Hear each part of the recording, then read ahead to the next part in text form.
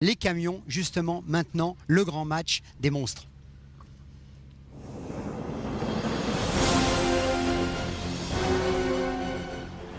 C'est l'autre marque au cheval cabré. Pas noir, mais bleu. Les similitudes sont nombreuses entre l'écurie russe et une certaine équipe italienne.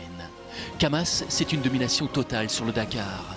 20 participations, 9 victoires. Question budget, les chiffres les plus fous circulent. On parle de 100 millions d'euros.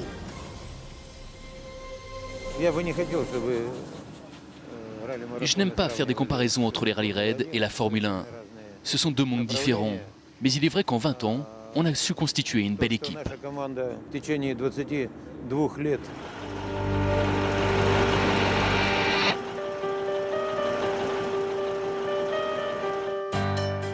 En Russie, la maison mère emploie plus de 50 000 salariés.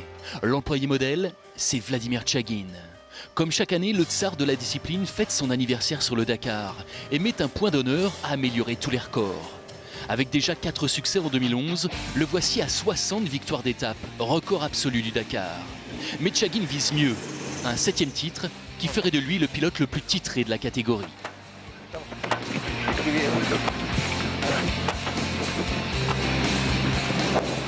Même flashé à 140 km/h, il va d'abord lui falloir battre Firbos Kabirov, leader au soir de la 9e étape avec plus de 4 minutes d'avance sur son capitaine de route.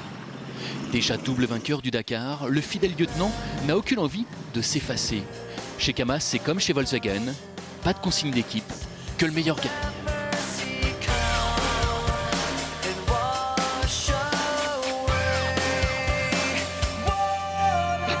Les deux anciens peuvent s'expliquer, car un 3e Kamaz est en couverture, celui d'Edouard Nikolaev, l'héritier désigné de Tchagin. L'an dernier, il était à bord du camion vainqueur. Cette année, il dispose de son propre Kamaz. Il a déjà hérité d'un surnom, le Petit Tsar. Ça veut tout dire.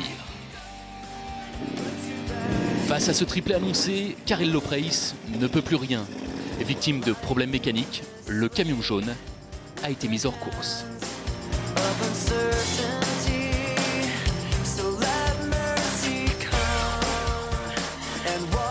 Lui est toujours en course. Yoshi Sugawara, 70 printemps et 27 participations au compteur, occupe la 13e place du général. Le doyen du Dakar est loin d'être le dernier. Ils étaient 67 au départ de Buenos Aires. Ils ne sont plus que 35 rescapés.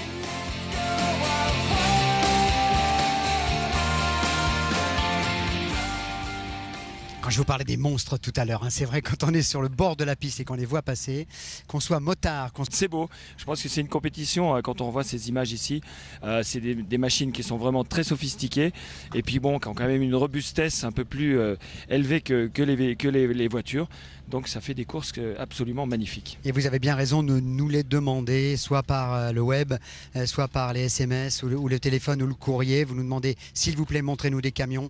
C'est fait pour ça, ils font partie de la course. On ne va pas hésiter, on n'a pas hésité depuis le début d'ailleurs. On ne doit pas non plus plaider coupable complètement parce qu'on vous en a montré, comme les quads d'ailleurs. Mais c'est vrai qu'on va continuer à suivre cet immense match donc, entre Kabirov et Tchagin avec leur Kamaz en particulier. Arnaud Romera, vous